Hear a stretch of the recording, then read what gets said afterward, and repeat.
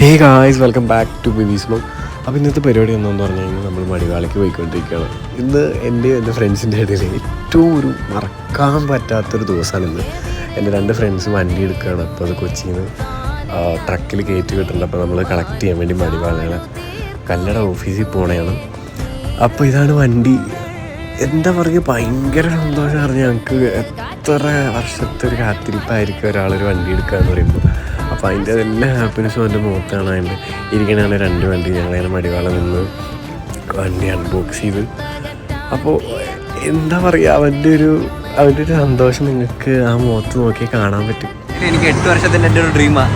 പക്ഷേ ഇപ്പം ഞാനിത് കാത്തിരിക്കാൻ തുടങ്ങിയിട്ട് ഒരു മാസത്തിൽ കൂടുതലായി.